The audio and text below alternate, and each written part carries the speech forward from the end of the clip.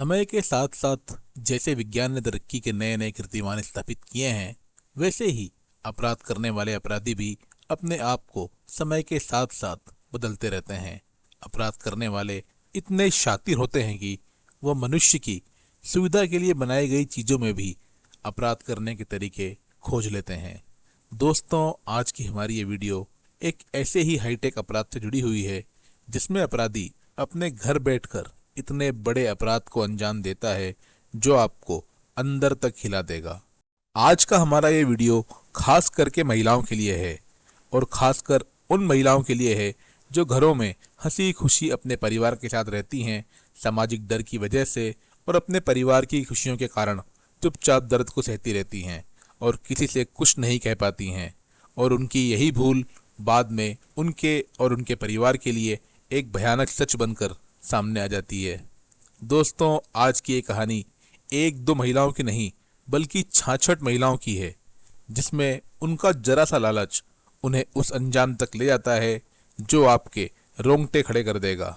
पश्चिम बंगाल या वेस्ट बंगाल, वहाँ का एक जिला है हुगली, जो काफी फेमस है। यह जिला पश्चिम बंगाल के सबसे अधिक आर्थिक रूप से विकसित जिलों में से एक है।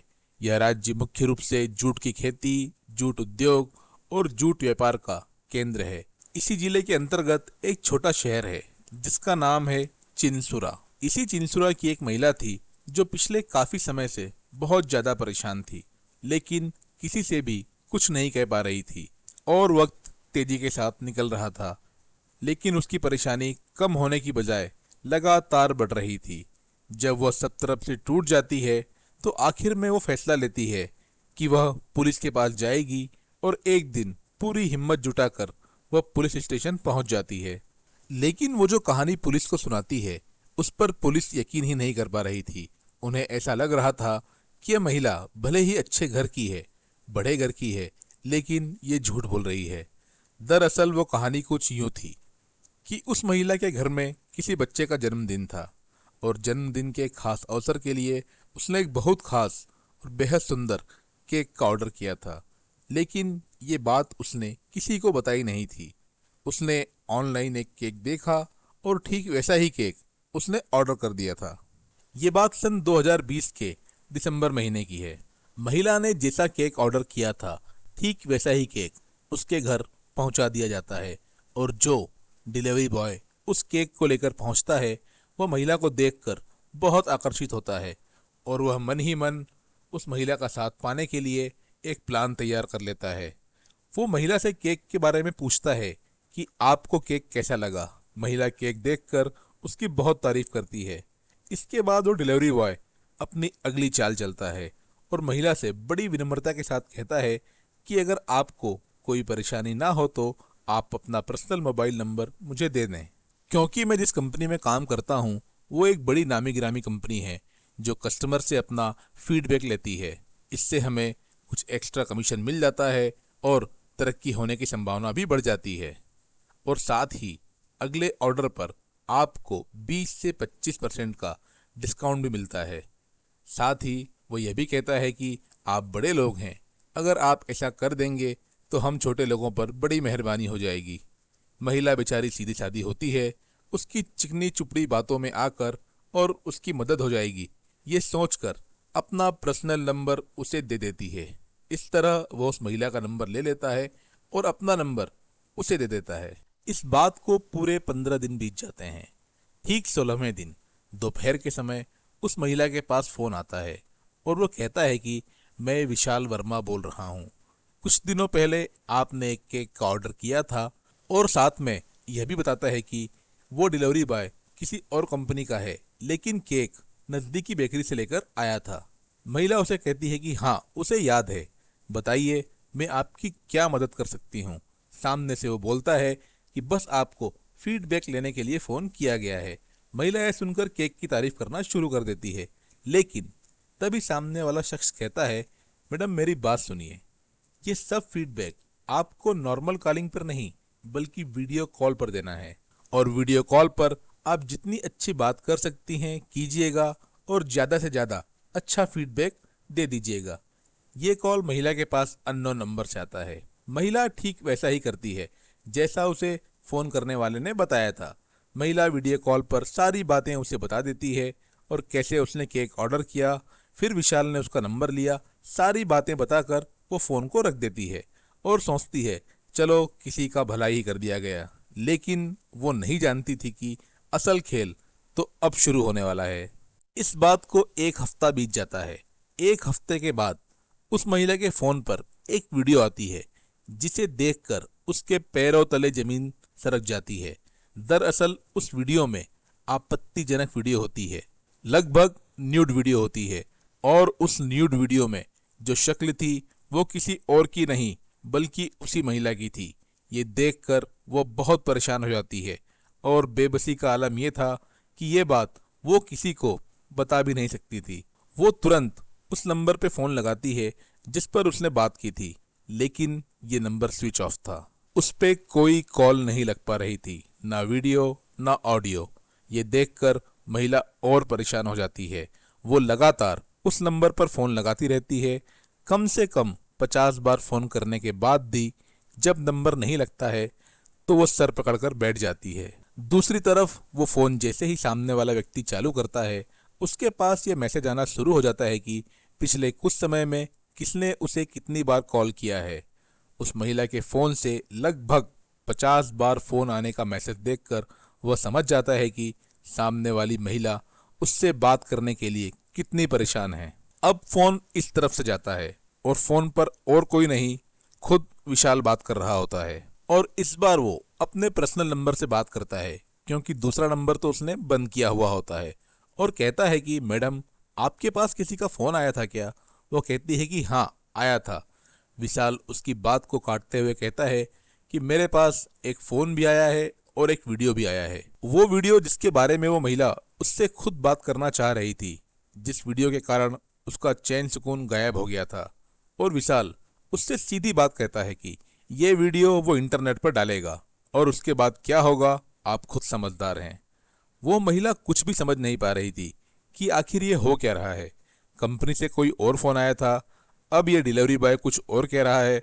वो बहुत ज़्यादा परेशान हो जाती है क्योंकि वो समझ ही नहीं पा रही थी कि उसके साथ क्राइम हुआ है, वो भी साइबर क्राइम। वो कुछ देर सोचकर कहती है भैया आप मुझे माफ़ कर दें, मैं नहीं जानती थी कि मैं इन सब चक्करों में फंस जाऊंगी। विशाल उससे कहता है कि ठीक है, जब तुम घर पर अकेली रहो तब फ़ोन करना, हम तुमसे तब बात करेंगे। कुछ दिनों बाद वो महिला विशाल को फ़ोन लगाती है। फिर विशाल और उसका दोस्त जिसका नाम सुमन मंडल है, जो पेशे से एक पेंटर होता है, उसके घर पहुंचते हैं और विशाल उससे कहता है ठीक है वीडियो मेरे पास है, लेकिन आपको कॉल मैंने नहीं इसने किया था, मतलब उसके दोस्त सुमन ने। उसके बाद वो दोनों वहाँ बड़े आराम से बैठते हैं, बाकायदा चाय नाश्ता भी करते हैं और उसके बाद वो उस महिला को मजबूर कर देते हैं कि वो उनके साथ गलत काम करे, मतलब शारीरिक संबंध बनाए। और ये सब करने के बाद जब उनका मन भर जाता है तो वहाँ से वो चल देते हैं। लेकिन अब जो उस बेचारी महिला के साथ हुआ था वो पहले से भी कहीं ज़्यादा बदतर था और भयानक था, क्योंकि अब तक जो वीडियो उसके पास आई थी वो असली नहीं थी, बल्कि वो एक एडिटेड वीडियो थी जो किसी ऐप के माध्यम से तैयार की गई थी। लेकिन जब ये दोनों लड़के बारी बारी से उसके साथ शारीरिक संबंध बना रहे थे, उस दौरान उन लोगों ने उसका ओरिजिनल वीडियो अपने मोबाइल की मदद से बना लिया था। और जैसे ही वह महिला थोड़ा अपने होश में आती है, उसी वक्त उसके मोबाइल पे वो वीडियो भेज दिया जाता है जो पूरी तरह से ओरिजिनल था और उसी बेचारी महिला का था। ये देखकर वो अपने पूरे होश हवास खो बैठती है और सोचने लगती है कि उसकी एक छोटी सी लापरवाही, उसका एक जरा सा लालच, जिसने उसकी पूरी जिंदगी में भूचाल खड़ा कर दिया था। अब वो दोनों अपना खेल शुरू करते हैं। वो कभी उससे पैसे मंगवाते हैं, कभी ज्वेलरी मंगवाते हैं और कभी तो उससे उसके शरीर की भी डिमांड करते हैं। ये सिलसिला लगभग 3 महीने तक उसके साथ चलता रहता है। दोस्तों, ये घटना शुरू होती है 2020 दिसंबर के महीने में। आखिरकार वो महिला इन सब से तंग आकर फरवरी 2021 को पुलिस के पास जाकर अपनी पूरी आप बीती सुना देती है, जिसे पुलिस वाले मनगढ़ंत कहानी बता रहे थे। लेकिन महिला अपनी बात से पीछे नहीं हटती है। उसके बार बार कहने पर पुलिस भी सोचने को मजबूर हो जाती है, क्योंकि वो जानते थे कि एक महिला सब कुछ कर सकती है लेकिन अपनी मान मर्यादा को दांव पर नहीं लगा सकती है।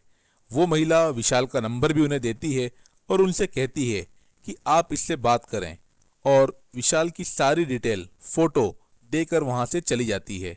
उसी रात 23 फरवरी 2021 को पुलिस की एक टीम एक जगह छापा मारती है। उन्हें जानकारी मिलती है कि किसी जगह कुछ अनैतिक गतिविधियां चल रही है। ये जगह उसी शहर की त्रिकोली पार्क नामक जगह थी। दबिश के दौरान जो युवक वहां मिलता है वो और कोई नहीं बल्कि विशाल था, और वो किसी दूसरी महिला के साथ आपत्तिजनक अवस्था में वहां से पकड़ा जाता है।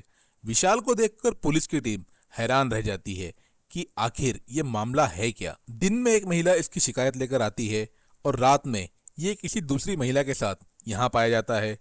पुलिस की टीम महिला को समझाइश देकर वहीं छोड़ देती है, लेकिन विशाल को साथ लेकर पुलिस स्टेशन आ जाती है और फिर अगली सुबह महिला को पुलिस थाने बुलाया जाता है, जहां विशाल और उस महिला को दोनों को एक दूसरे के आमने सामने बिठाया जाता है। उस महिला को देखते ही विशाल तुरंत उस पर आरोपों की बौछार कर देता है और कहता है कि यह झूठ बोल रही है, ये खुद मुझे अपने घर वालों की गैर मौजूदगी में बुलाया करती थी और मुझे पैसों का लालच देकर गलत काम करवाया करती थी। ये सब सुनकर महिला चौंक जाती है कि आखिर ये हो क्या रहा है।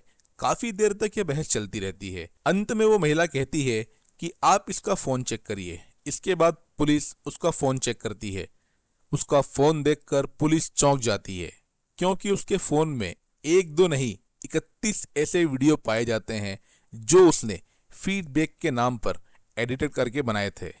अब पुलिस पूरा मामला समझ चुकी थी, लेकिन 31 वीडियो के साथ 25 ऐसे फोटो भी थे जिनसे उनका फीडबैक लिया जा रहा था। इस मामले की गंभीरता तब और बढ़ गई जब पुलिस ने देखा कि एक वीडियो में एक महिला को गन पॉइंट पर लेकर उसका रेप किया जा रहा था। इसके अलावा कई वीडियो ऐसी भी थी जिनके साथ ये ब्लैकमेलिंग के जरिए शारीरिक संबंध बना चुके थे। ये सब देखने के बाद पुलिस समझ चुकी थी कि इस महिला की पूरी कहानी में एक भी शब्द झूठ का नहीं है।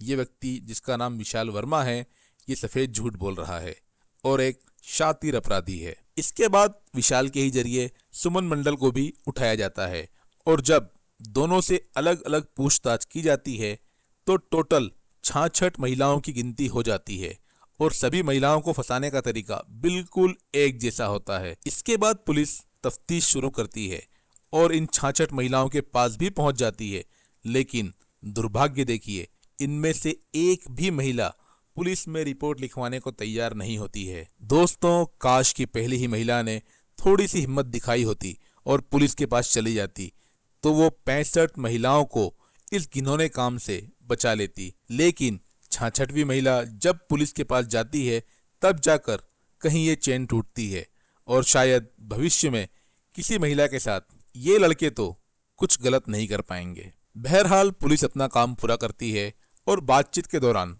पुलिस को ये मालूम पड़ता है कि कैसे ये महिलाओं को अपना शिकार बनाते थे। वो बताते हैं कि जब जब वो किसी के घर जाते थे तो देखते थे कि ये महिला कितनी लालची है। दरअसल लालच वो दिया करते थे तो कहते थे जब आपके पास फोन आए, फोन पे वो फीडबैक मांगते थे। अगर आपने अच्छा फीडबैक दिया तो अगली बार अगर मैं आपके पास सामान लेकर आता हूं तो आपको 25 से 50% तक का डिस्काउंट दूंगा, और आप जो कीमत अभी दे रही हैं उस वक्त आपको केवल आधी कीमत देनी होगी। बस इसी बात से ये महिलाएं लालच में आ जाती थी और ये अपना अपराध सर अंजाम दे दिया करते थे।